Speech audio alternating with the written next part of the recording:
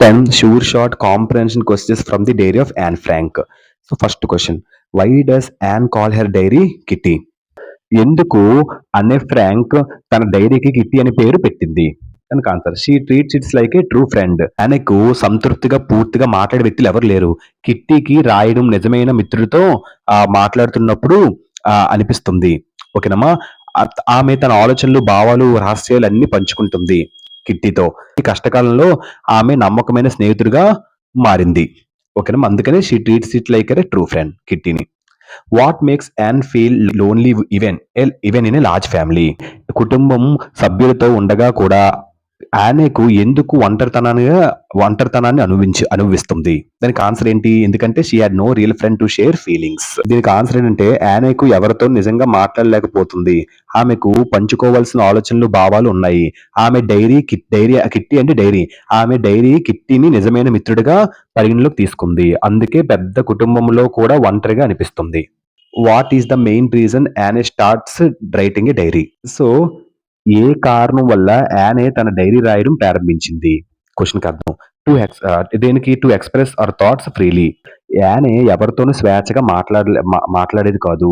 ఆమె తన భావాలు మరియు ఆలోచనలు స్వేచ్ఛగా పంచాలనుకుంటుంది. ఆ డైరీ రాయడం మిత్రుడితో మాట్లాడుతున్నట్లుగా తనకనిపిస్తుంది. తన ఫీలింగ్స్ అని ఎక్స్‌ప్రెస్ చేయడానికి. To express her thoughts freely. How does Anne describe her teachers? Anne తన టీచర్స్‌ని ఎలా వర్ణిస్తుంది? Some are strict, some are understanding. కొంతమంది చాలా స్ట్రిక్ట్‌గా ఉంటారు. కొంతమంది అర్థం చేసుకుంటారు అని చెప్తుంది. అంతే. Why was mister Keesing annoyed with Annie?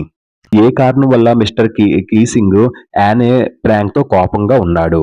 ఓకేనమ్మా. యానెడ్ అంటే కోపంగా ఉండడం. Because she talk too much in class. ఎందుకంటే ఆమె చాలా ఎక్కువగా క్లాస్‌లో అలా చాటర్ బాక్స్‌లో మాట్లాడుతూ ఉంటది. అందువల్ల కోపడ్డాడు. Next, what punishment did mister Keesing give Anne? So ఎలాంటి పనిష్మెంట్ యానే సార్ అని మిస్టర్ కీసింగ్ యానేకి ఇచ్చారు? ఏమని ఇచ్చారంటే to write essays on being talkative.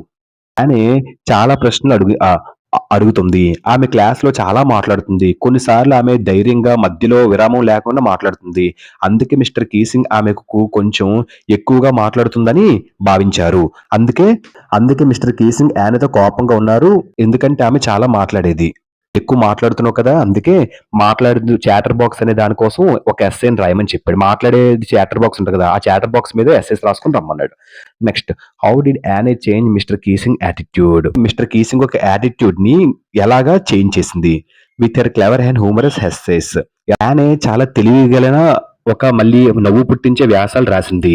ఆ టీచరు మిస్టర్ కీసింగ్ టాలెంట్‌ని గమనించాడు. ఆయన కోపంగా ఉండడం మానేసి ఇంకా అప్పటినుంచి ఆమెను గౌరవించాడు. ఆమె తెలివి మరియు హాస్యం ఆయన అభిప్రాయాన్ని పూర్తిగా మార్చేసింది. అంతే.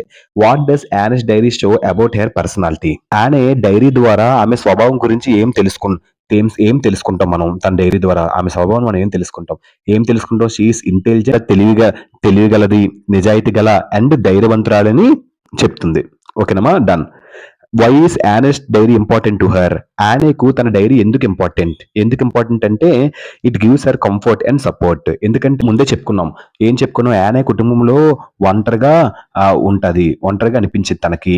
ఆమె తన ఆలోచనలు మరియు భావాలు పంచుకునే వ్యక్తి ఎవ్వరూ లేరు. ఎందుకంటే కంఫర్ట్ అండ్ సపోర్ట్ అనేది ఇస్తది. అంతే.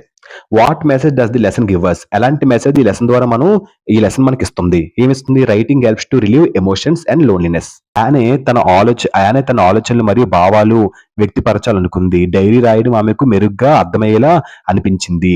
ఇది ఆమె బాధ మరియు ఒంటరితనాన్ని తగ్గించింది. డైరీ రాయడం ద్వారా యానే తన భావాలు మరియు ఒంటరితనాన్ని తగ్గించుకుంటుంది. సో అంటే ఎమోషన్స్, బాధలు, ఈ ఒంటరితనాన్ని తగ్గించుకోవచ్చు డైరీ రైటింగ్ వల్ల అని మనం నేర్చుకోవచ్చు లెసన్ ద్వారా. అదమ్మా ఇవమ్మా షూర్ షాట్ టాప్ 10 100% పడే క్వశ్చన్స్ మీ 10th క్లాస్ పబ్లిక్ ఎగ్జామ్‌లో. All the best.